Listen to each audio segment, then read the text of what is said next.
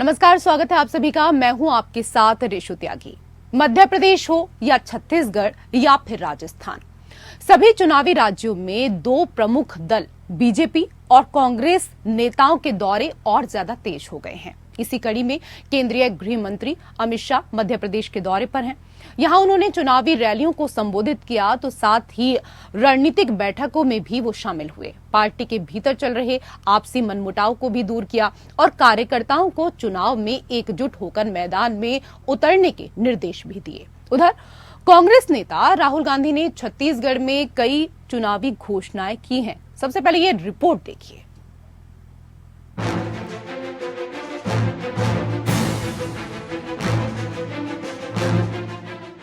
हर बीते दिन के साथ 5 चुनावी राज्यों में राजनीतिक सरगर्मियां तेज होती जा रही है।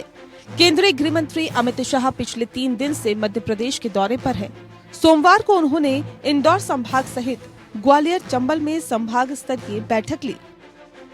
ग्वालियर संभाग के जो चुनाव के काम में लगे उन सब कार्यकर्ताओं से वो चर्चा करेंगे। डैमेज तो हुआ ही नहीं, कंट्रोल ही था, लेकिन फिर भी कोई कार्यकर्ता जो रहेंगे वो बात कर ही सकते हैं। हमारे नेता हैं, उसमें क्या है। इससे पहले रविवार को अमित शाह ने खजुराहो, उज्जैन और रीवा में चुनावी रैलियां की और कांग्रेस पर जमकर निशाना साधा। उधर कांग्रेस नेता राहुल गांधी छत्तीसगढ़ विधानसभा चुनाव के प्रचार में जुटे हुए हैं। 2 दिवसीय दौरे के दूसरे दिन राहुल गांधी ने राजनांदगांव और कवर्धा में चुनावी रैली की। यहां उन्होंने सभा को संबोधित करते हुए 2 नए वायदे जनता से किए। राहुल गांधी ने कहा कि अगर प्रदेश में कांग्रेस की सरकार बरकरार रहती है तो स्वास्थ्य बीमा की राशि 5 लाख से बढ़ाकर 10 लाख रुपए करेंगे। इसके अलावा मजदूरों को दी जाने वाली राशि बढ़ाकर 10,000 रुपए कर दी जाएगी। राहुल गांधी ने जनता से कहा कि आपको बोलने की जरूरत नहीं है, आपके दिल की जो आवाज होती है हम वह सुन लेते हैं। राहुल ने अपने भाषण में वादा किया कि अगर केंद्र में कांग्रेस की सरकार आती है तो जाति आधारित जनगणना की जाएगी। साथ ही उन्होंने कहा कि अगर छत्तीसगढ़ में भी कांग्रेस की सरकार आएगी तो भी जातीय जनगणना उसी दिन शुरू हो जाएगी। कर्नाटक में ये शुरू हो गई है, राजस्थान में शुरू हो गई है, यहाँ भी काम शुरू कर देंगे। राहुल ने रायपुर के कठिया गांव का भी दौरा किया। यहाँ उन्होंने किसानों के साथ मिलकर धान की कटाई की और उनसे बातचीत भी की। कांग्रेस ने एक्स पर पोस्ट करते हुए लिखा, छत्तीसगढ़ में किसानों के बीच पहुंचे जननायक राहुल गांधी। किसानों संग कांग्रेस का रिश्ता बेहद पुराना और मजबूत रहा है, जो समय के साथ और गहरा होता जा रहा है। इसी परंपरा के साथ छत्तीसगढ़ में कांग्रेस सरकार हर मोड़ पर किसानों का साथ निभा रही है। उधर राजस्थान बीजेपी में हाशिए पर चल रही पूर्व मुख्यमंत्री वसुंधरा राजे टिकट मिलने के बाद अब कुछ सक्रिय दिखाई दे रही हैं। राज्य की कांग्रेस सरकार पर आरोप लगाते हुए वसुंधरा ने राजस्थान में महिलाओं की दशा पर सवाल उठाया। महिलाओं की स्थिति राजस्थान के अंदर मैं समझती हूँ कि सबसे ज्यादा खराब है और इसको इम्प्रूव करना जो भी करेगा वही राज करेगा। महिलाओं का जब तक गुडविल नहीं मिलेगा तब तक कौन सी सरकार आगे बढ़ सकेगी। ऐसे में कह सकते हैं कि चुनाव खत्म होने तक राजनीतिक आरोप प्रत्यारोप का सिलसिला जारी रहेगा। 3 दिसंबर को चुनाव परिणाम आने के बाद ही साफ होगा कि जनता ने किसकी सुनी और किसे कुर्सी से उतार फेंका। Bureau report.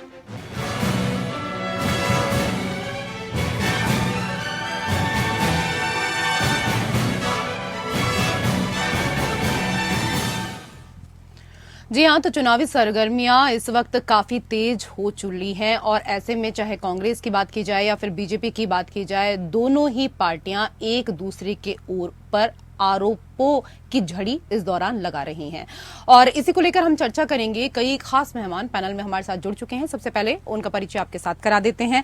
हमारे साथ बीजेपी की प्रवक्ता अनामिका सिंह जुड़ चुकी हैं। बहुत स्वागत अनामिका जी आपका। हमारे साथ कांग्रेस के प्रवक्ता विजय कौशिक जी भी जुड़ चुकी हैं, आपका भी बहुत स्वागत। हमारे साथ राजनीतिक विश्लेषक राजलक्ष्मी जोशी जी भी जुड़ चुकी हैं, आपका भी बहुत बहुत स्वागत। और पहला सवाल विजय कौशिक जी आपसे ही, आप राज्यवार जातीय जनगणना करवाने का वादा कर रहे हैं। इतने बरस सरकार चलाकर विकास के इतने सोपान को पार करने का दावा करने के बाद लौटकर जाति की राजनीति करना आपकी मजबूरी है क्या? नहीं, हो सकता है कि आप समझती हो मजबूरी है, लेकिन हम ये समझते हैं कि जनता की मजबूरी है कि उन्हें उनका हक चाहिए और उनको वो हक देने के लिए हमें जाति जनगणना की बात करनी पड़ रही है। तो मुद्दा ये है कि आखिर जो मौजूदा सरकार है, मोदी सरकार, वो क्यों डरती है जातिगत जनगणना से? क्या डर है इनको? डर केवल यही है कि पिछड़ी जाति के लोगों के नाम पर ये लोग घोटाले कर रहे हैं, जो उन्हें तमाम तरह की मदद देने की बात कर रहे हैं और वो मदद किसी भी तरह से उन लोगों को नहीं मिल पा रही है, उसका पोल ना खुल जाए, उसकी असलियत सामने ना आ जाए, इसलिए मोदी सरकार डरी हुई है। और हालात यहाँ तक भयावह हो चुके हैं कि जनता के ऊपर इनके जुमलों के कारण इतना आक्रोश है कि अगर मोदी जी और अमित शाह जी मध्य प्रदेश में जाकर अपनी किडनी दान देने का वादा भी करें, तब भी लोग उनके जहाज से नहीं आएंगे। हालात ऐसे हो चुके हैं।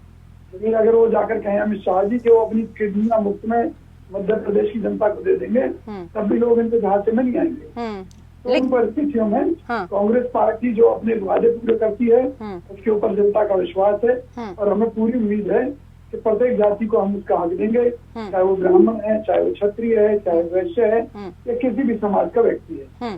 ठीक है, आप कह रहे हैं कि जनता भरोसा कर रही है, लेकिन कुछ आलोचक कह रहे हैं कि विकास के मुद्दे पर आपकी आपत्तियों को जनता ने गंभीरता से नहीं लिया है, लेकिन मोदी के विकास मॉडल की लोकप्रियता है। ऐसे में आपके पास अब जाति के अलावा कोई दूसरा फ्रंट नहीं जहां बीजेपी को आप घेर सकें। देखिए, एक चीज तो मैं बता दूं, मैं बीजेपी की तारीफ करना चाहूंगा कि लोगों की आंखों में धूल झोंकने में ये लोग इससे 50 लाख करोड़ का कर्जा कैसे 150 लाख करोड़ पर इन्होंने पहुंचा दिया। विकास के नाम पर हर 4 कदम पर टोल टैक्स के बूथ खड़े कर दिए। कैसे ये लोग सड़कों को भविष्य के लिए भी किराए पर देने जा रहे हैं, आम जनता के किस तरह से खून निचोड़ने जा रहे हैं, ये भी अपने आप में एक रिकॉर्ड है। ये लोग खुद मानते हैं कि 225 करोड़ की जनता में से 81 करोड़ लोग सरकार के 5 किलो गेहूं पर जिंदा हैं। तो देश के आर्थिक हालात समझ लीजिए। देश के 40 करोड़ लोगों ने रोजगार ढूंढना बंद कर दिया। आप ये देख लीजिए कि क्या स्थिति आ चुकी है।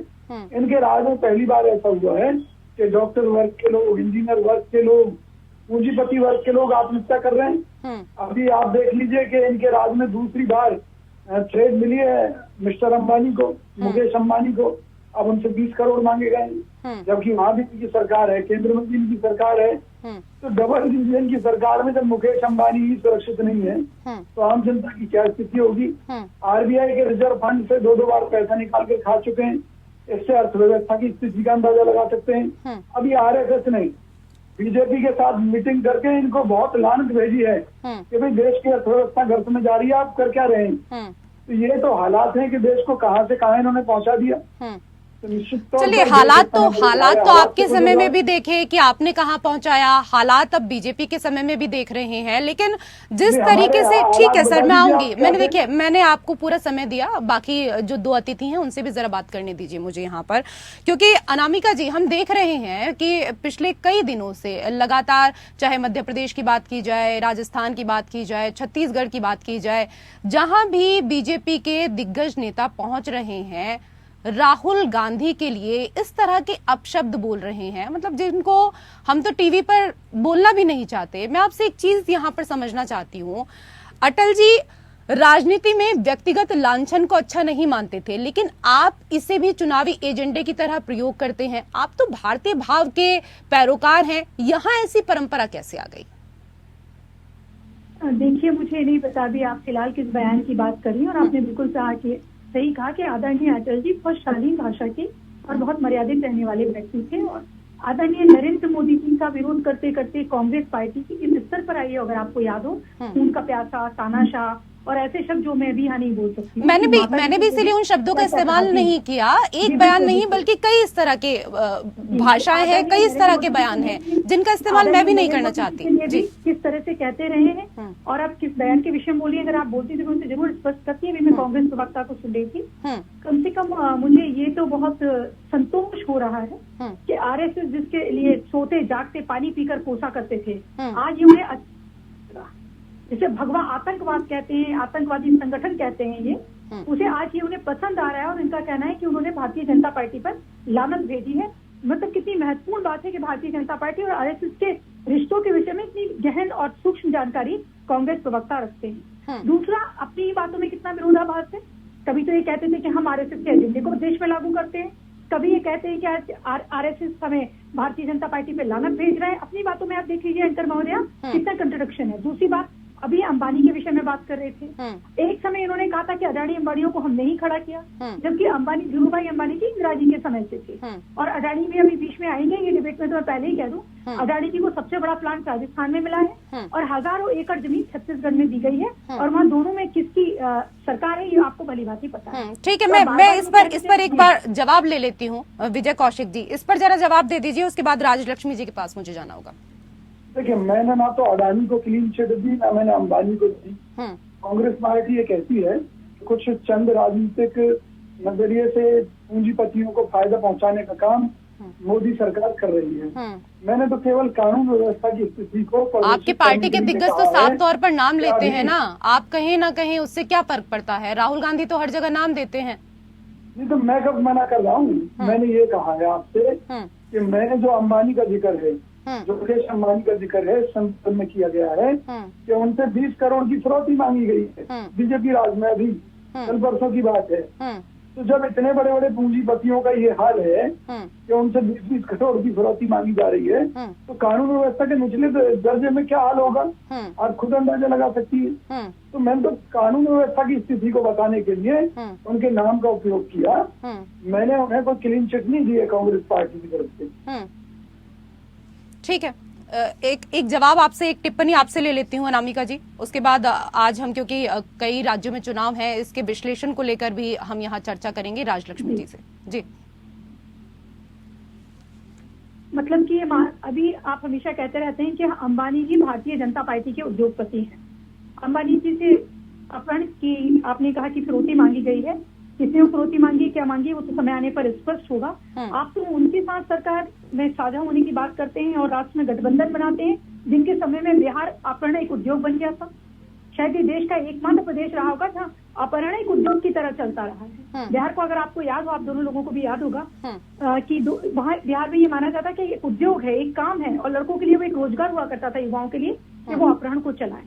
तो आप पहले अपनी बातों में तय कर लें कि आपकी अंबानी जी के साथ सहानुभूति, उनसे फिरौती मांग ली गई इसलिए है या उन्हें आपको उनसे नफरत है कि भारतीय जनता पार्टी के उद्योगपति हैं। बात को नहीं समझ पा रही तो आप भाजपा की प्रवक्ता हैं, तो आपको ये बात समझनी चाहिए कि मैंने किस संदर्भ में या दुख हो मैं आपकी बात। अरे इसमें खुशी और गम की क्या बात है? देश की कानून व्यवस्था की स्थिति किस दर्द में पहुंच गई, ये देश के लिए दुख की बात है। कांग्रेस पार्टी भी इस बात का दुख व्यक्त करती है कि मोदी राज में कोई सुरक्षित नहीं है, कोई सुरक्षित नहीं है। जब अंबानी सुरक्षित नहीं है तो आम जनता का क्या हाल होगा? तो डबल इंजन की सरकार क्या कर रही है? चलिए, ऐसे तो अगर हम तमाम राज्यों के अगर आंकड़ों को लेकर यहाँ पर बात करने लगे तो कहीं ना कहीं उस पेज में आप भी फंस जाएंगे विजय कौशिक जी। लेकिन मैं फिलहाल इस मुद्दे को लेकर यहाँ पर बात नहीं करना चाहूंगी, क्योंकि हम राज्य के चुनावों को लेकर यहाँ चर्चा कर रहे हैं। राजलक्ष्मी जी, मोदी के विकास मॉडल की कांग्रेस ने खूब आलोचना की, चुनावी एजेंडा भी बनाया, लेकिन खास असर नहीं हुआ। क्या इसलिए कांग्रेस अब चुनाव को विकास की बहस से अलग जातीय जनगणना पर ला रही है? आपको क्या लगता है? जी बिल्कुल रेशमी जी, यही नजर आ रहा है, क्योंकि अभी उनको पता चला कि ये जो डेवलपमेंट मॉडल है या डबल इंजन सरकार है, इससे तो काम नहीं बन रहा।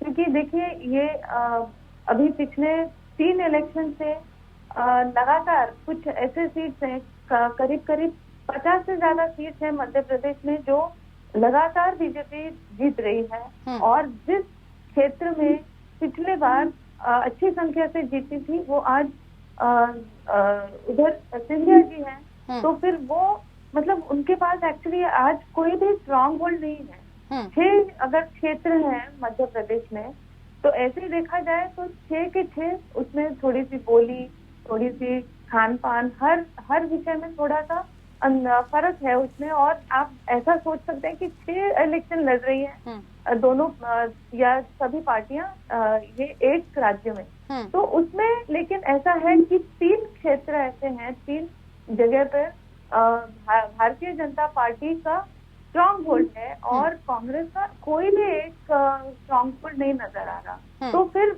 उनको ये मालूम पड़ रहा है कि हम इसको डेवलपमेंट मॉडल के ऊपर नहीं चला सकते, और उसके ऊपर से इलेक्शन कमीशन ने भी एक वार्निंग दे दिया है कि आप कोई भी ऐसा गारंटी नहीं दे सकते बिना कोई बेसिस के कि आप उसको कैसे लागू करेंगे, तो आपको वो एक एक्सप्लेनेशन देना पड़ेगा।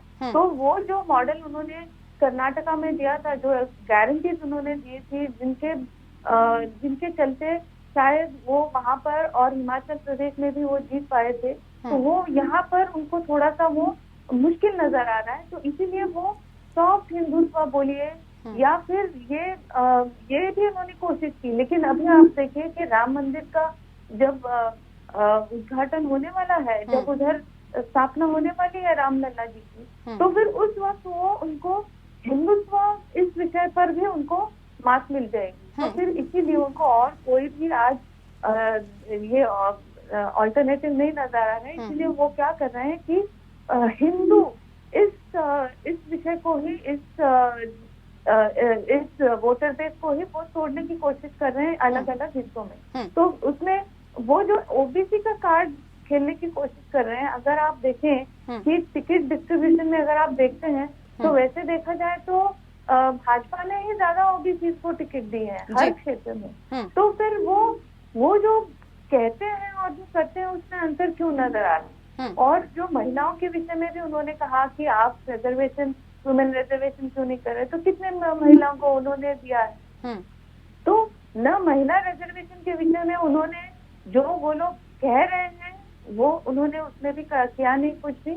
और ओबीसी ठीक है, कई आपने यहाँ पर मुद्दे उठाए, आपने राम मंदिर को लेकर यहाँ पर बात की, आपने महिला आरक्षण को लेकर बात की, और जातिगत जनगणना को लेकर तो हम चर्चा कर ही रहे हैं, और इसको लेकर मैं अनामिका जी और विजय कौशिक जी आप दोनों से भी बात करूंगी। लेकिन अभी मुझे क्योंकि ध्यान आया, अमित शाह लगातार 3 दिन से दौरे पर हैं, मध्य प्रदेश जा रहे हैं, कभी वो छत्तीसगढ़ जा रहे हैं, तो केंद्रीय गृह मंत्री अमित शाह ने मध्य प्रदेश में चुनाव प्रचार के दौरान राहुल गांधी और प्रियंका पर परोक्ष रूप से निशाना साधा, और उन्होंने कहा कि एक भाई और बहन की जोड़ी जिनकी मूल उत्पत्ति इटली में है, नरेंद्र मोदी सरकार द्वारा किए गए विकास कार्य को नहीं समझ पाएगी। मैं इस पर भी एक टिप्पणी आपसे लेना चाहूंगी जरा। ये कहना चाहता हूँ, मोदी सरकार विकास के हर मोर्चे पर फेल है। आप 2014 से देखें, उन्होंने कहा अच्छे दिन आएंगे, लेकिन देश के बुरे दिन आ गए। इन्होंने कहा विदेशों से काला धन वापस आएगा, लेकिन विदेशों में काला धन बढ़ गया। इन्होंने जो कहा उसका उल्टा इस देश में हुआ। नोटबंदी एक घोटाला थी, नमामि गंगे परियोजना एक घोटाला थी, घोटालों की एक सरकार है। देखिए, इतने सत्ता में इतने साल रहने के बाद में अगर मोदी जी और अमित शाह जी को ये कहना पड़े कि जी भाई बहन की जोड़ी, इनका मूल इटली है, ये है वो है, तो इसका मतलब विकास के नाम पर सरकार ने कुछ नहीं किया है। मोदी जी और अमित शाह जी के पास केवल एक ही रिकॉर्ड रहता है। आज राहुल गांधी जी ने सुबह मूंगफली खाई थी, दोपहर को उन्होंने ये खाया, मैं आऊंगी आपके पास, शाम को ये खाया था। राजलक्ष्मी जी आऊंगी। तो मैं ये कहना चाहता हूँ कि विपक्ष मतलब सत्ता में रहकर विपक्ष के नेता के प्रति इतनी इस तरह की खोजबीन, आखिर मोदी जी और अमित शाह जी क्यों लगे रहते हैं इसी काम में। जबकि आज मणिपुर जल रहा है, आज भी वहाँ पर शांति के लिए तो बात नहीं करते कि भी इसके पीछे किसके हाथ हैं। जबकि आरएसएस प्रमुख कहते हैं कि भी इसमें विदेशी हाथ है। तो मोदी जी को स्वीकार करना चाहिए कि भी मणिपुर में चाइना के कारण जो है वहाँ पर इस तरह से आग लगाई जा रही है। चलिए ठीक है, ये जो आप पॉइंट उठा रहे हैं इसको लेकर मैं चर्चा करूंगी, लेकिन ये बताइए अनामिका जी, अमित शाह कह रहे हैं कि भाई बहन चुनाव वाले राज्यों में घूमते हुए पूछते रहते हैं कि बीजेपी के नेतृत्व वाले केंद्र द्वारा क्या किया गया, लेकिन वो विकास को नहीं समझ पाएंगे क्योंकि उनका मूल स्थान इटली में है। जिनका मूल भारत में है वो इसे स्पष्ट रूप से समझेंगे। मैम, मैं एक चीज समझना चाहती हूँ कि ये चुनाव के समय आप लोग क्यों इस परिवार को हमेशा इटली से जोड़ने लगते हैं? राहुल और प्रियंका ने अपनी दादी को, अपने पिता को इसी देश के लिए खो दिया। उसके बाद भी आप लोग इस परिवार के लिए कब तक इस तरह के शब्दों का इस्तेमाल करते रहेंगे? क्या वोट बैंक के लिए इस तरह की चीजें आप हमेशा करते रहेंगे? पहले तो मैं रेशु जी जातीय जनगणना पे कहना चाहूंगी और महिला आरक्षण पे दो लाइन में कहना चाहूंगी। ठीक है, लेकिन मैंने जो सवाल किया उस पर भी आइएगा, उसको मत भूल जाइए। बिल्कुल आऊंगी आप उससे मैं जरूर आऊंगी, हर बात का जवाब दूंगी जी। भारतीय जनता पार्टी का कार्यकर्ता हर बात का जवाब देगा। सबसे पहले जाके कितनी सतही और हास्यास्पद बात है कि 70 साल सत्ता में रहने के बाद अगर ये कहें कि अभी भी ओबीसी के पास उसका हक नहीं पहुंच पा रहा है, वंचित के पास उसका हक नहीं पहुंच पा रहा है। भारतीय जनता पार्टी जब आयुष्मान केयर योजना बनाती है, उज्ज्वला बनाती है, तो ये नहीं सोचती कि इसमें अगड़ा कौन है, पिछड़ा कौन है, स्वर्ण कौन है, दलित कौन है, महादलित कौन है। और बहुत सुंदर बात राजलक्ष्मी जी ने कही कि भारत का सनातनी, भारत का हिंदू, भारत का राष्ट्रवादी और भारत के मूल निवासी इस बात पर दृढ़ संकल्प हो गए हैं कि वो भू सांस्कृतिक राष्ट्रवाद की आधारशिला पर खड़े होकर और अपनी संस्कृति को, अपनी आर्थिक उन्नति को और भारत को, आज आपने JP मॉर्गन का भी पढ़ा होगा कि हम तीसरी अर्थव्यवस्था होंगे विश्व में। हम उस दिशा में जब बढ़ रहे हैं तो भारतीय जनता पार्टी के साथ आज का युवा और भारत का हर व्यक्ति खड़े रहना चाहता है। और ऐसे में फिर से उसको मध्यकालीन युग में ले जाना, जातियों में बांटने की बात करना कितना हास्यप्रद है, ये हर बुद्धिजीवी व्यक्ति आऊंगी। विजय कौशिक जी आऊंगी, लेकिन मैंने जो सवाल पूछा जरा उस पर भी जवाब ले लूं उसके बाद जी। इनके समय में महिला आरक्षण के बिल को फाड़ कर उसकी धज्जियां उड़ा के फेंक दी गई थी, अगर आपको याद हो। और ये महिला आरक्षण की बात करेंगे 70 साल से इनके पास, 70 साल बनाम 9 साल, हमारे पास सिर्फ 9 साल है। और हमने 9 साल में क्या किया है? भारत जो ताजमहल के नाम से जाना जाता था, इन्होंने क्या किया है आप अंदाजा भी नहीं। ठीक है मैम, आपने 9 साल में क्या किया, कांग्रेस ने क्या किया, ये तो जनता जानती है, सबकी रिपोर्ट जनता के पास है। आप बात पे आते हैं जो विषय आपने कहा, निसंदेह जिसकी जड़ें, ये माँ जो होती है वो संस्कृति की वाहक होती है, ये सत्य है। किसी भी अंतर्जातीय विवाह की बात हो, अंतर्राज्यीय विवाह की बात, अंतर्देशीय बात, बच्चे अधिकांश वही सीखते हैं जो उनकी माँ का मूल स्थान होता है, मूल प्रवृत्ति होती है। और सोनिया जी जो है वो भारत से नहीं है, आज तक वो ही भारत को ठीक से नहीं समझ पाई है। अगर आपने बीच में एक इंटरव्यू देखा हो प्रियंका जी का, तो कह रही होती है गांव की किसान महिलाओं से कि हाँ मेरी माँ हमारे लिए वो बनाती थी जिसमें प्याज और लहसुन नहीं पड़ता, जो कश्मीरी पंडित खाते थे। और उसके एक दिन बाद ही वो लालू जी के यहाँ बैठकर चंपारण मास की विधि सीख रहे होते हैं दोनों भाई बहन, जैसे कि बिहार की खासियत सिर्फ चंपारण मीठ हो, क्योंकि इसमें सनातन का अपमान करना था, बिहारी का अपमान करना था। तो जब भारतीय जनता पार्टी के लोग ये कहते हैं या कोई भी ये कह रहा है कि उनका मूल यहाँ नहीं है और भारत को नहीं समझ सकते, निस्संदेह भारतीय सोच में, पाश्चात्य विचारधारा में बहुत फर्क है। लेकिन जितना हक आपका और हमारा, हर किसी भारतीय का इस देश पर है आज के समय में, उतना ही हक सोनिया गांधी का भी है। आप लोग इस बात को भूल जाते हैं और बात को डाइवर्ट कर देते हैं। ये समझने की जरूरत कहीं ना कहीं अनामिका जी आप लोगों को भी है कि जिस महिला ने अपने पति को खो दिया इस देश के लिए, जिस महिला ने अपनी सास को खो दिया इस देश के लिए, आप लोग आज भी उनके बच्चों के ऊपर इस तरह के आरोप लगाते हैं। मतलब कब तक इस तरह के आप आरोप लगाते रहेंगे? ठीक है, मैं आऊंगी आप लोगों के पास, लेकिन मुझे एक ब्रेक के लिए रुकना है, ब्रेक के लिए मुझे रुकना है मैम, मैं आऊंगी आप लोगों के पास। अभी सरगर्मियां तेज हो गई हैं और ऐसे में हर कोई अपने अपने तरीके से जनता को लुभाने की कोशिश कर रहा है। इसी को लेकर लगातार हम चर्चा कर रहे हैं, कई खास मेहमान पैनल में हमारे साथ जुड़े हुए हैं। विजय कौशिक जी, सीधा आपके पास आऊंगी क्योंकि आप बहुत देर से कुछ कहना चाह रहे थे। विजय जी, आवाज मिल पा रही है? हेलो जी, आवाज मिल पा रही है आपको? हाँ जी, मिल रही है जी। विजय कौशिक जी जी, मैं ये कहना चाहता हूँ कि ये जो मूल की बात कर रही है, भारत के मूल नागरिक और हेलो जी, सुन पा रहे हैं आपको, आप अपनी बात रखिए। मैं ये कहना चाहता हूँ कि सबसे पहले तो भारतीय जनता पार्टी के जो नेता हैं, जिसमें मोदी जी और अमित शाह जी हैं, उन्हें खुद ये नहीं मालूम है कि भी आर्यन कौन थे, द्रविड़ कौन थे। इस देश पर सब अपना अपना हक बताते हैं कि भाई मूल नागरिक हम हैं। तो जब उस थ्योरी को जिस दिन सुलझा लें, उस दिन ये राहुल गांधी जी के मूल की बात करें। इतिहास तो ये भी कहता है कि सब हिमालय से गए हैं, पूरी दुनिया में फैले हैं। तो उन परिस्थितियों में और जो डीएनए टेस्ट के बिहाफ पर भी जो रिजल्ट्स आए हैं, वो भी यही कहते हैं कि भी यहाँ के लोग पश्चिम की तरफ भी गए हैं। तो मोदी जी और अमित शाह जी केवल झूठ फैलाने का काम कर रहे हैं और उनकी इन चीजों को जनता बर्दाश्त नहीं करेगी। तो मैं ये कहना चाहता हूँ कि ये केवल ओछी राजनीति कर रहे हैं, इसके अलावा कुछ नहीं है। विकास के नाम पर इनके पास कुछ नहीं है और जनता को केवल गुमराह करने का काम भारतीय जनता पार्टी कर रही है। ठीक है, कौन किस तरह की राजनीति कर रहा है और कौन किसको गुमराह करने का यहाँ पर प्रयास कर रहा है, ये देश की जनता है, बड़ी समझदार है, सब कुछ जानती है और देख परख कर ही इस बार अपने मत का इस्तेमाल करेगी। लेकिन राजलक्ष्मी जी, आपको क्या लगता है कि जातीय जनगणना के मुद्दे पर बीजेपी असहज क्यों है? जी मुझे नहीं लगता वो और कोई वजह से उसको नकार रही है। बस केवल ये है कि जैसे मोदी जी ने काफी बार अभी कहा है कि वो सबका साथ सबका विकास, ये जो वो एक मंत्र लेके चलते हैं, मेरे हिसाब से वही वैसा ही होना चाहिए। क्योंकि उसमें आप किसी के लिए कोई भी पॉलिसी बनाते वक्त आप किसी को कोई विषय में आप जब उसको सहायता करते हैं तो उनकी जाति या उनका धर्म देखकर नहीं किया जाता। तो वो सबका जब आप पूरे देश में हर किसी का, जैसे वो कहते हैं ना, वो उनका जो मोटो है वो ये है कि जो उस क्यू में जो आखिरी व्यक्ति होगा उसका भी उद्धार होना चाहिए। वो केवल धर्म से या केवल जाति के हिसाब से नहीं होना चाहिए और वैसा ही होना चाहिए पूरे देश में। वो अगर ऐसा हो कि हर किसी को शिक्षा के विषय में या नौकरी के विषय में अगर हर किसी को मिले तो फिर वो रिजर्वेशन की बात ही नहीं निकलती है। तो ये कहाँ से आ गया कि आप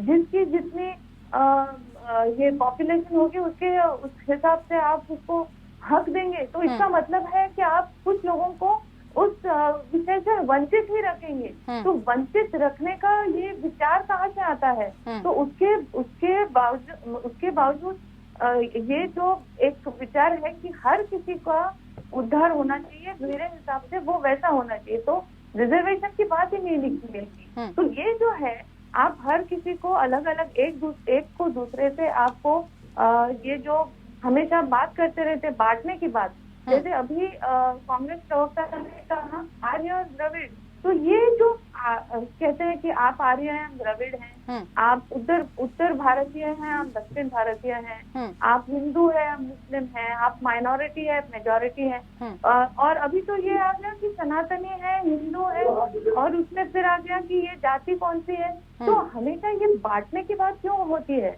तो ये जो बांटने की बात है तो वो इसीलिए है कि आप छोटे छोटे वर्ग को जाकर आप उनको एक के दूसरे अगर आप उनको भिड़ा देते हो और फिर आप कहते हो कि हम आपका उद्धार करेंगे और इसीलिए हम आपको प्रायोरिटी देंगे, तो आप हमको वोट करिए। तो ये जो एक पोलराइजेशन की वो बात करते हैं, उससे सबको नाराजगी है। और एक और बात मैं कहना चाहती थी कि वो जो अमित शाह जी ने कहा कि ये क्यों कहा, क्योंकि देखिए ये जो एक परिवार है जो जिनको ऐसा लगता है कि उनको भारतीय होने पे गर्व ही नहीं है, वो विदेश में जाकर कहते हैं साष्टांग नमस्कार का वो हास्य बना के कहते हैं कि line down and all that, I am glad I am not doing so. मतलब वो कहते हैं कि मैं वैसा नहीं हूँ, मैं सनातनी नहीं हूँ, मुझे वो सनातन धर्म से कुछ लेना देना नहीं है। और दूसरी जगह पे कहते हैं कि सनातन धर्म में इतनी हिंसा है, ये है वो है। सनातन धर्म का मतलब ये वो हिंसा की बात नहीं है। सनातन धर्म में हर एक देवी देवता के हाथ में शस्त्र तो होते हैं, तो लेकिन वो इसलिए होते हैं कि हम सक्षम हैं, अपने खुद की रक्षा के लिए हम सक्षम हैं, और हम तभी इसका प्रयोग करेंगे जब कोई हम पर अत्याचार करेगा। हम सक्षम हैं, हमको और किसी की कोई आवश्यकता नहीं है, हम सक्षम है, ये अर्थ है। तो वो उसका कोई और आप एक मिस इंटरप्रिटेशन करके ठीक है, बिल्कुल हम शस्त्र रखते हैं तो साथ में शास्त्रों का भी ज्ञान रखते हैं, और इसमें दिक्कत तो होनी नहीं चाहिए ना विजय कौशिक जी। और जैसा कि अभी आपने सुना भी, राजलक्ष्मी जी जोशी कह रही हैं कि छोटे छोटे वर्ग को बांटने का काम आप लोग कर रहे हैं, इससे किसी का उद्धार होने वाला नहीं है, बल्कि मोदी जी चाहते हैं कि अंतिम पंक्ति में जो व्यक्ति खड़ा है उसका भी उद्धार होना चाहिए। मोदी जी झूठ बोलते हैं और अगर ऐसा नहीं है तो जिन लोगों को वो वजीफे या दूसरी सुविधाएं देने की बात करते हैं उन्हें बाकायदे जाति पूछी जाती है। विभिन्न जितने भी हम फॉर्म भरते हैं किसी भी नौकरी के लिए, किसी चीज के लिए, उसमें उनकी जाति पूछी जाती है। क्यों पूछती है? मैं आऊंगी अनामिका जी इसके बाद आप ही के पास। जी भारतीय के नहीं, आप कंप्लीट कीजिए उसके बाद अनामिका जी के पास। क्यों नहीं भारतीय के तौर पर लोगों के फार्म भरवाए जाते हैं? हकीकत तो ये है कि लोगों को छोटी छोटी जातियों में बांटने का काम तो मोदी सरकार कर रही है। अभी पिछले दिनों मोदी जी बड़ा ताल ठोक कर कह रहे थे कि हमने पिछड़ों के लिए मेडिकल क्षेत्र में आरक्षण बढ़ा दिया, ये कर दिया, वो कर दिया। तो मोदी जी आप बांट रहे हैं देश को या हम बांट रहे हैं? हम तो केवल ये कह रहे हैं कि जो आप पिछड़ों के नाम पर दावे कर रहे हैं कि हमने ये दिया वो दिया, उसकी पोल खोलने के लिए जातिगत जनगणना होनी चाहिए।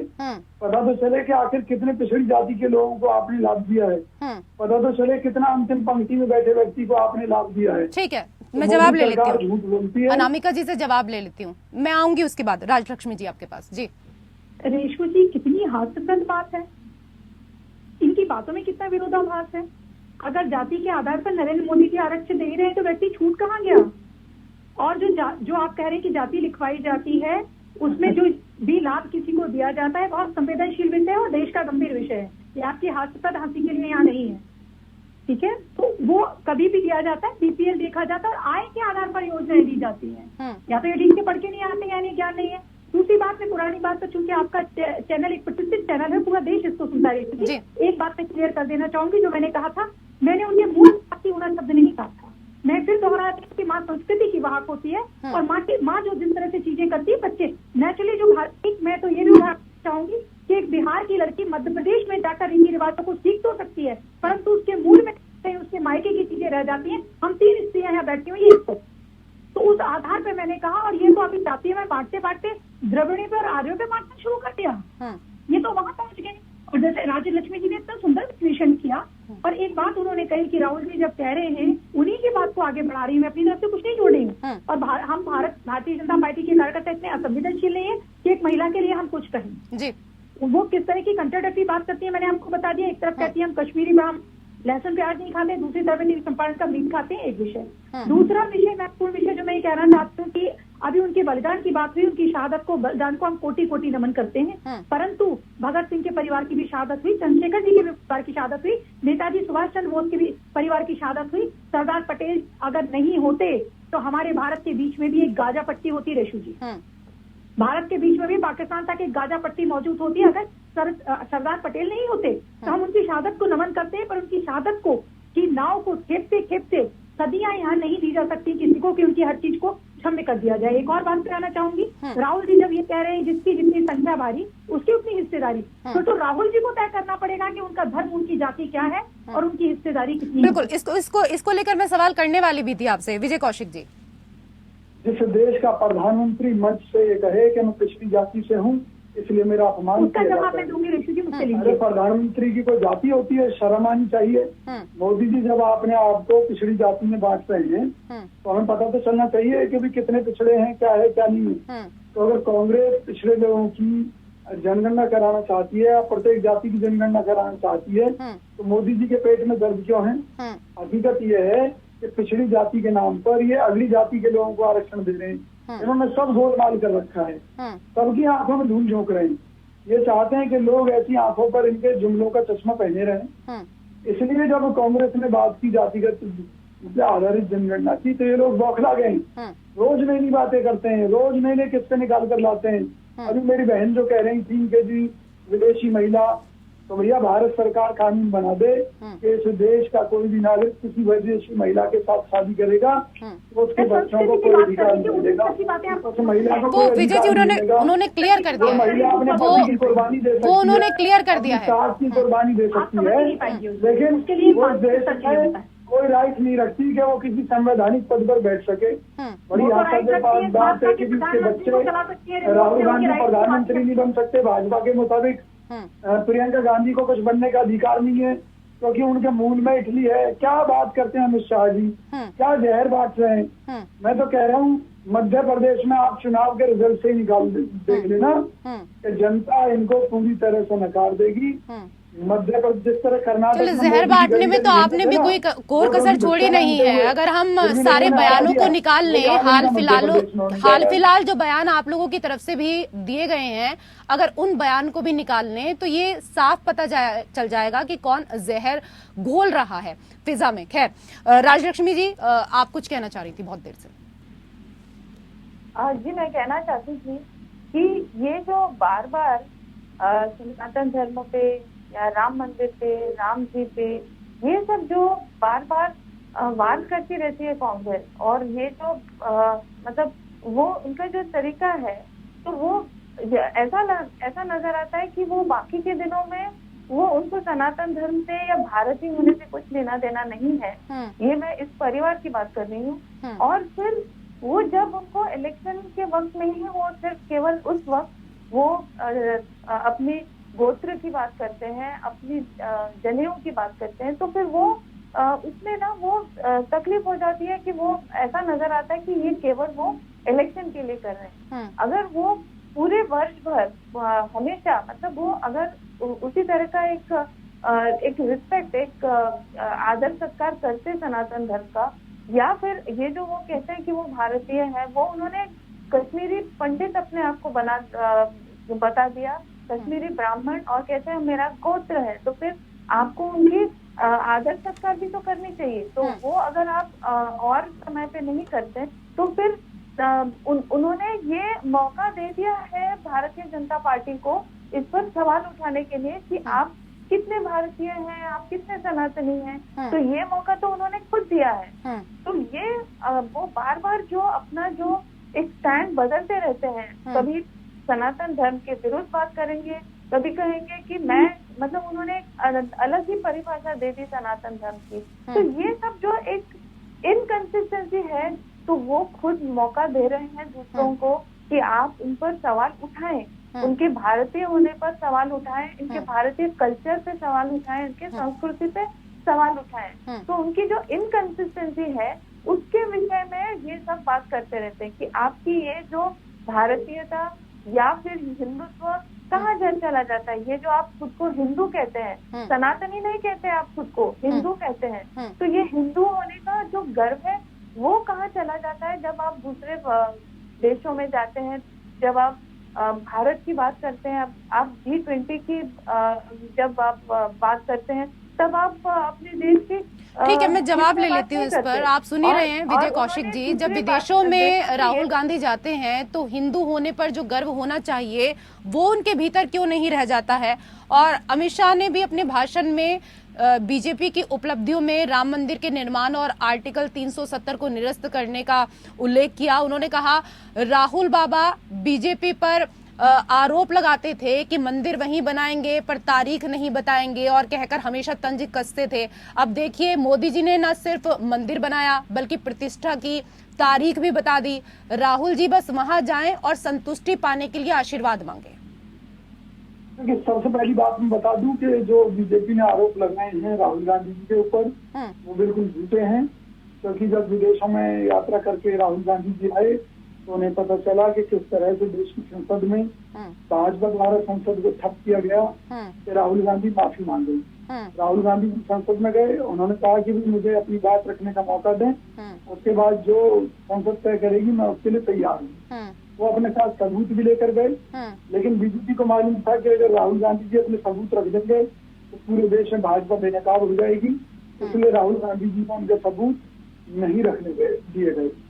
दूसरी बात मैं कहता हूँ हिंदू और हिंदू संस्कृति की, तो हजारों वर्षों से हमारे देश में दो तरह की मानसिकता है लोगों की, हिंदुओं में। एक वो जो मंदिर बनाने में विश्वास रखती है, एक दूसरी वो है जो नर सेवा नारायण सेवा में विश्वास रखती है। वो ये कहती है मंदिर बनाने का फायदा तब है जब हर आदमी के पास रोजगार हो, हर आदमी संपन्न हो, तब तो मंदिर बनाने का फायदा है। अगर लोग भूखे मर रहे हैं और बीजेपी के लोग राम मंदिर के मुद्दे पर राजनीति कर रहे हैं, उसमें हजारों करोड़ के घोटाले कर रहे हैं, उसमें बेईमानियां कर रहे हैं और उससे आम जनता को कोई भला भी नहीं होने वाला, तो उन परिस्थितियों में राम मंदिर की बात करना व्यर्थ है, तब तक व्यर्थ है जब तक राम मंदिर बन नहीं रहा था तब तक आप लोग तारीख पूछते थे, हर दिन तारीख पूछते थे। आज अब तारीख भी घोषित हो गई है, राम मंदिर बन रहा है, तो अब भी आपको दिक्कत हो रही है विजय कौशिक जी? ये हमें तो कोई दिक्कत नहीं है। हमने तो आपको इस देश का हजारों वर्षों का इतिहास से बताया कि दो तरह की मानसिकताएं रही, कि किसकी प्राथमिकता क्या है। आज ये बताइए 350 से ऊपर प्रदूषण तो दिल्ली में चल रहा है, एनसीआर। चलिए पॉल्यूशन पे मैं बात करूंगी, लेकिन पहले राम मंदिर का आपने मुद्दा उठाया है, जरा उस पर चर्चा कर लेती हूँ। अनामिका जी। रेशु जी, कितनी विडंबना की बात है, और ये मेरी बात की पूर्ति करते हैं। जब मैं कहती हूँ कि माँ जिसकी स्त्री होती है वो संस्कृति की बाहर होती है, उसकी पुष्टि कर रहे हैं यहाँ बैठकर कौशिक जी। इसलिए पुष्टि कर रहे हैं कि अगर राहुल जी बिल्कुल शांत रहिए, राहुल जी एकदम शांत रहिए, आराम से बात करिए, आराम से बात करिए, बहुत आराम से। मैं तो पूछ रहा हूँ क्या मेरी माँ विदेशी है क्या? बहुत गंभीरता से, बहुत स्पष्टता से कह रहे हैं, सारा देश सुन रहा है। हर चीज पर मजाक करना अच्छा नहीं होता है ना, कुछ चीजों को गंभीरता से भी लेना चाहिए। अगर किसी भारतीय माँ की कोख से पैदा हुए होते तो ना उनकी माँ ने 24 वकील राम मंदिर के अगेंस्ट खड़े किए होते, और ना आप यहाँ बैठकर ये बोल रहे होते कि फिर एक काम करिए, यहीं से बैठकर बोलिए कि किसी मस्जिद की जरूरत नहीं, किसी गिरजाघर की जरूरत नहीं, यहीं से बैठकर बोलिए। दुनिया के सारे विकास के समय आपको हमारा राम मंदिर नजर आता है, और हम राम मंदिर यहाँ नहीं मानेंगे तो कहा आपका अंधेरा में जाके मानेंगे? जवाब दीजिए, आपने मकान बना के रख दिया सनातन का। हम तो मानते हैं कि मंदिर, मस्जिद, गुरुद्वारा, कोई भी धार्मिक स्थल हो, उनसे पहले इस देश की आपसी एकता और अखंडता मजबूत रहनी चाहिए। हम तो मानते हैं। आप आपसी एकता की बात कहाँ कर रहे हैं? आप तो इस तरीके से विवाद पैदा करने वाली बात कर रहे हैं विजय कौशिक जी। राजलक्ष्मी जी, मैं आपके पास आऊंगी, लेकिन मुझे एक छोटे से ब्रेक के लिए यहाँ पर रुकना होगा। राजलक्ष्मी जोशी जी, जिन शब्दों का इस्तेमाल अभी विजय कौशिक जी कर रहे थे, रॉबर्ट वाड्रा भी उज्जैन पहुंचे, उन्होंने भी कहा कि कर्नाटक में बदलाव हुआ है, मध्य प्रदेश में भी होगा। उन्होंने महाकाल लोक की गुणवत्ता पर भी इस दौरान सवाल उठाए। राम मंदिर निर्माण पर उन्होंने कहा कि भेदभाव की बात नहीं होनी चाहिए, सभी धर्म के लिए समान विचार होने चाहिए। जी देखिए, वो जो ये कहते हैं कि सर्वधर्म के मतलब उनको एक जैसा देखना चाहिए वगैरह वगैरह, उसके साथ में वो ये भी अभी जो कांग्रेस प्रवक्ता कह रहे थे कि राम मंदिर की जरूरत ही क्या है, तो अभी उन्होंने जो एक प्रश्न उठाया कि राम मंदिर की जगह, मंदिरों की जगह स्कूल, वगैरह वगैरह, इन्होंने एक्चुअली देखिए बहुत पहले कांग्रेस ने प्रभु राम जी के अस्तित्व पर भी सवाल उठाया था, प्रश्न किया था कि ऐसा कहाँ सिद्ध है कि राम जी थे। प्रभु राम ये एक मतलब उनके एग्जिस्टेंस पर भी उन्होंने सवाल उठाया था। तो ये देखिए, उनको अभी आज उनको पता चला है कि हिंदुओं के खिलाफ जाकर इनका नहीं होने वाला है, वहाँ पर उद्धार नहीं हो सकता, उद्धार नहीं होने वाला है।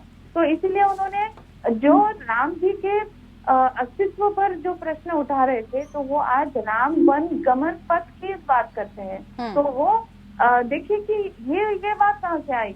तो एक जगह वो कहते हैं कि मंदिरों की जरूरत नहीं है, एक जगह कहते हैं कि उसकी जगह पर आपको स्कूल और कॉलेज और हॉस्पिटल बनाने चाहिए थे।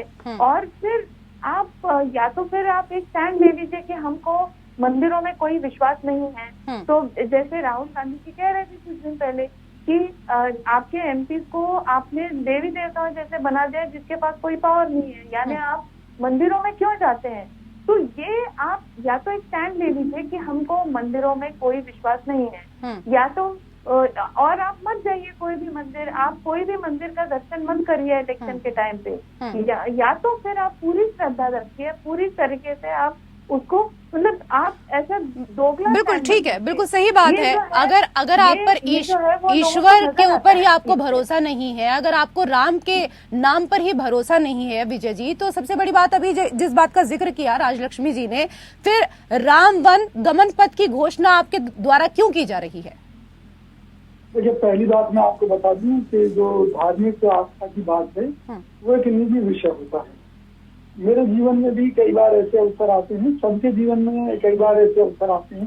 आप निजी चीजों को लेकर नहीं बैठे हैं ना सर, आप कांग्रेस के प्रवक्ता के रूप में यहाँ पर बैठे हैं। हम अपने निजी विचार साझा करने के लिए यहाँ नहीं बैठे।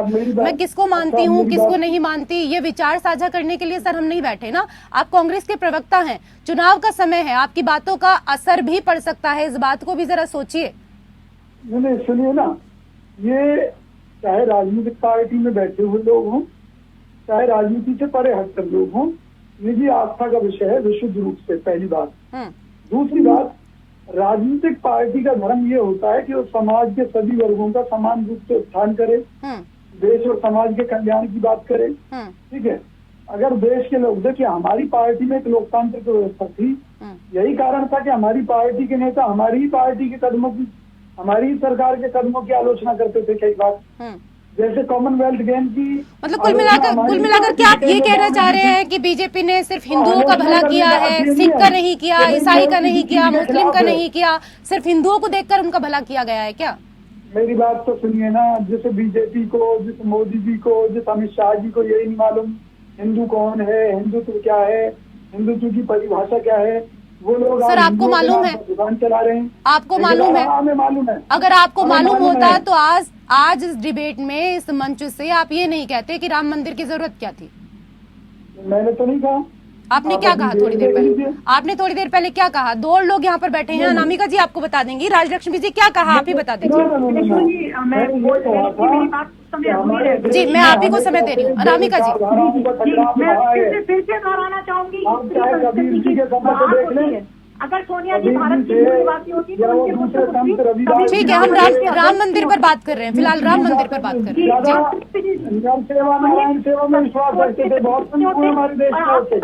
ठीक है, उनको बोलने दीजिए, उनको बोलने दीजिए, जब आपकी बारी आएगी आप बोलिएगा विजय जी उसके बाद। जी मैं दोनों बातों का जवाब दूंगी। मतलब कितनी दुखद बात है, कितनी विडम्बना की बात है कि हम अपने ईस्ट का 500 साल हमने प्रतीक्षा की अपने ईस्ट का मंदिर बनाने के लिए, और बटाला हाउस में लोग बनते हैं तो आपकी राजमाता आंसू बहाती हैं। अगर वो भारतीय होती तो वो राम मंदिर के लिए आंसू बहा रही होती है। बिल्कुल जगता से कहूंगी, क्योंकि वो संस्कृति की बात है, वो भारतीय नहीं है। दूसरा, आप हिंदू मुसलमान करते हैं, आपकी जानकारी के लिए बता दूं कि हज का कोटा सऊदी अरब से कहकर नरेंद्र मोदी जी ने भारत के लिए बढ़वाया और जीएसटी को 18% से घटा के 5% कराया। ऐसे मुस्कुराइए मत, ये आंकड़े हैं, आप पता कर सकते हैं। आपकी मुस्कुराहट से कुछ भी नहीं होता। जिस नासा ने जिस राम सेतु के अस्तित्व को स्वीकार किया, आपने उसके अस्तित्व पर नहीं लगाया। किस दुनिया में रहते हैं, आने वाली पीढ़ियां आपको याद रखेंगी। जिस देश की सभ्यता नष्ट होती है ना, विजय जी, खड़ी हो जाती है, जहाँ की संस्कृति नष्ट कर दी जाती है ना, इजराइल से सीखिए। और आप तो संविधान के भी विरुद्ध हैं। जब बांग्लादेश की बात हुई, भारतीय जनता पार्टी हम लोग हमेशा आदरणीय इंदिरा जी के साथ खड़े रहे। रेशू जी, कितनी विडम्बना की बात है, जो हम इजराइल के साथ खड़े होते हैं। भारत एक संवैधानिक देश है और आदरणीय प्रधानमंत्री जी उसके प्रधानमंत्री है नरेंद्र मोदी, जो भारतीय जनता पार्टी के प्रधानमंत्री नहीं। और अगर वो निर्णय लेते हैं कि हमें इजराइल के साथ खड़ा होना है, तो देश के एक एक व्यक्ति का कर्तव्य बनता है हम सबका कि हम उनके साथ खड़े रहें। तो आज इतनी आवश्यकता होती है कि CWC की एक बैठक बुलाई जाती है रेशू जी, और जिसमें समर्थन किया जाता है हमास का। उन्हीं से सीख लीजिए, इस्लामिक कट्टरपंथियों से सीख लीजिए इस्लामिक ब्रदरहुड। उनके पास तो इतने सारे देश है, भारत के पास तो एक देश है। इसे सनातन के लिए बचा रहने दीजिए। विजय जी, आपसे गुजारिश कर रही हूँ, आपके आने वाली पीढ़ियां ना आपको ये ना कहें। और एक बात बहुत आपके मन से कहना चाहती हूँ, पूरा विश्व सुन ले, पूरा देश सुन ले, मंदिर जनता के पैसे से बनते हैं, सरकार के पैसे से नहीं। बहुत सुन चुकी है डायलॉग कि स्कूल बना दो, कॉलेज बना दो, और हम ही मंदिर के लिए तो राम मंदिर के लिए कितने लोगों ने दान दिया। मुझे लगता है विजय कौशिक जी आपने दान नहीं दिया, इन्होंने शायद दान नहीं दिया, इसलिए इनको नहीं पता है। मैंने दिया है, मेरे से ज्यादा नहीं जानते आप, लेकिन इनकी सुन लें आप, फिर मैं अपनी बात रखूं। मंदिर झंडे से बन रहा है, मतलब जो भारतीय जनता है। अब आपने विवाद ही ऐसा खड़ा कर दिया है कि इनकी क्या सुने, अब तो आपको ही सुनना पड़ेगा। क्या कहना चाहती हूँ, ये वही लोग हैं ना, वही लोग हैं जिन्होंने 2014 का जब चुनाव होने की आचार संहिता लगने के 4 दिन पहले वक्फ बोर्ड को हजार एकड़ जमीनें दे दी। ये वही लोग है ना, ये वही लोग है ना जहाँ मदरसों को अनुदान दिया जाता है। और भारतीय, ठीक है, मैं लास्ट टिप्पणी आपसे लेना चाहूंगी विजय जी, वरना आप कहेंगे कि डिबेट में 3 महिलाएं बैठी थी और मुझे समय नहीं दिया गया, फिर ये भी आप आरोप मढ़ देंगे। आखिरी टिप्पणी आपसे।